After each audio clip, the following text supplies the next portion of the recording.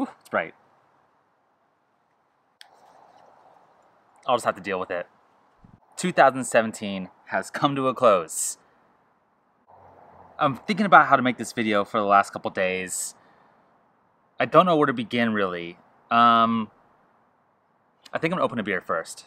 That'll get the brain juices flowing. This is the Imperial Stout that I made back in July. And it's overcarbonated. Wow. This is my last one. And then this is fitting start to 2018, isn't it? Well, I'll pour what I have left. How about that? This one must have some contamination into it or something because the rest were not like this. Look at this mess. Alright, well, sip that in a minute. I set out this last year to do a video every 3 days for the entire year. And the challenge of that was very steep. And I didn't know how I was going to do it with beer. Beer requires, as you guys know, takes some time. So to do this every 3 days means I have to brew every weekend. And then I also have to have filler videos in between that. The only video I missed the entire year for every 3 days was the basics to home brewing all grain beer, the porter, which incidentally was my most watched to this day video. The reason why I was late on that was because I didn't like the edit. I didn't like the things I said in it. I wish I could have gone back and changed a bunch of things on it. I actually finished the video on time. And when did I brew that? I think it was March was when I made that video. And I was like, I just don't like it. I don't like it. So then I delayed it, re-edited it, re-edited it. I re-edited it probably like 5 times. And I was like, you know what, it's fine, just get it live, who cares?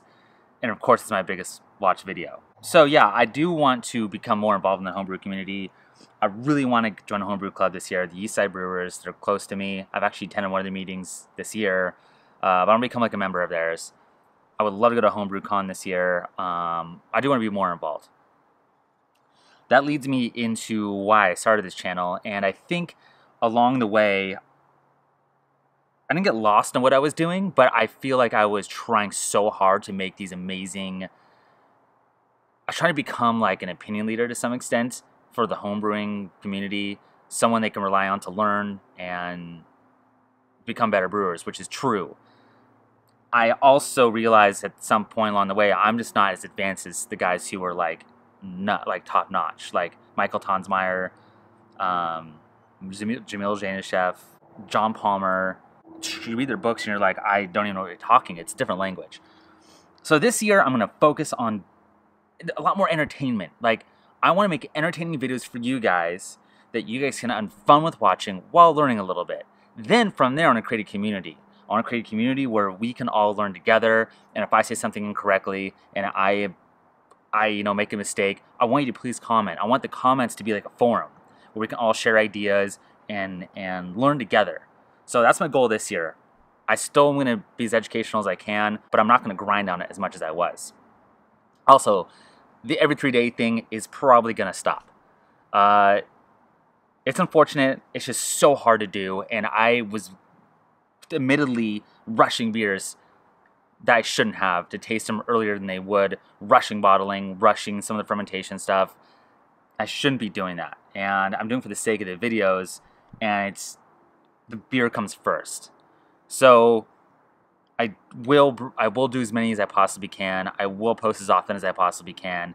With the every 3 day thing for home brewing, it's not workable, and the camera just kept getting in the way. And I kept focusing on like I got to do a video today. I got to do a video today, and then it's all right. Bottle 2 days earlier than I should have, or don't do diacetyl rest, and it got a little nutty there at certain points.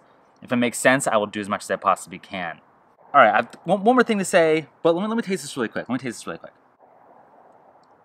That's actually really nice. It doesn't even taste so overcarbonated.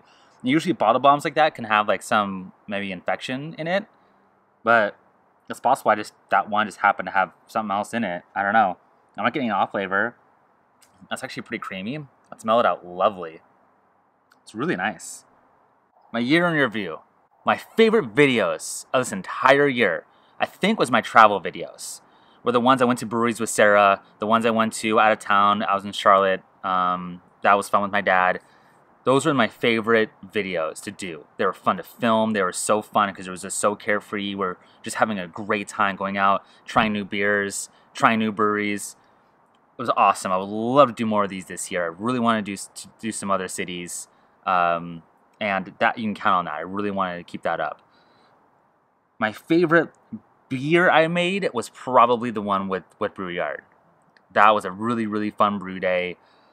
The guys were so fun to work with. They were super chill about the camera. And Sherwin and Kirk and those owners there and all the employees are fantastic. There's been talk of scaling that beer up to the big system, and I really hope they do because it was killer. But nothing really stood out beyond for what my own brew was. Nothing like wowed me. I was going through the videos too, and I was like, man, there has to be a video here that was awesome. The Hazy Pilsner was one that stuck out to me too. The fact that it can make that hazy and taste very similar to a Pilsner was remarkable. That was a really, really fun experiment, and I did not expect the results on that at all. Another favorite beer was the jalapeno beer. Turned out incredible. I opened one up the other day. It was so good. I love the way I put those jalapenos in there. It was so fresh and just so vibrant. Another beer I really liked was the peated rye. I think it was rye ale. There was a peated ale, and it was amazing. Shockingly good. I mean, the hops in that came out so good.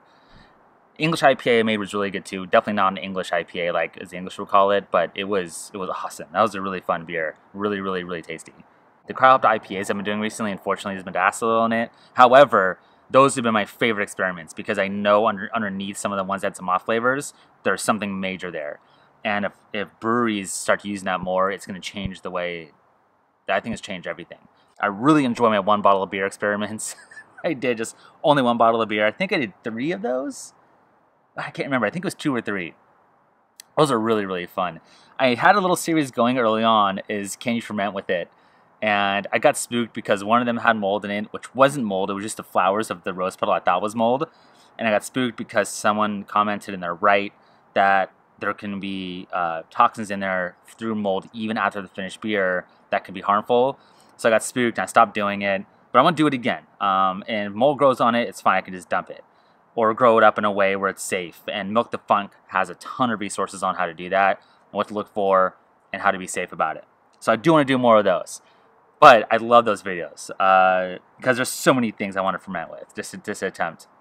Of course, lastly, I cannot forget about the day I got engaged to Sarah. It was a Ventura visiting breweries day, and she didn't expect it. And I was like, hey, let's go film for the video for my channel. And she's like, all right. And I had the ring. She chose the ring. So she knew I had it, but she was not expecting it at all. Amazed I even got that shot because she was walking and she was talking to me and she's like, oh, let's go by the water. And it happened to be loud that day in the ocean. And I was like, okay. And I had the ring on me. I don't know when I was going to do it.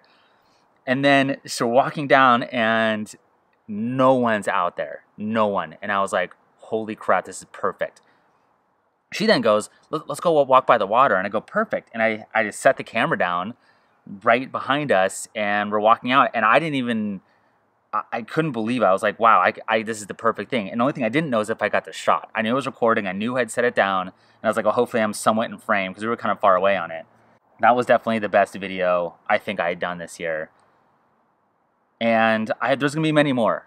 This year, like I said, I might not do every 3 days, but I will post as much as I possibly can.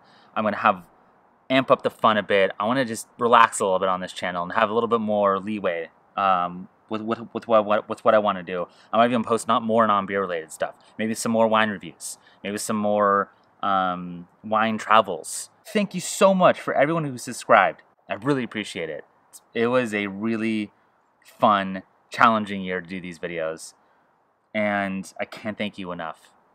And stay tuned for more. And it will be more. And 2018 is going to rock. And cue the montage of 2017 in review.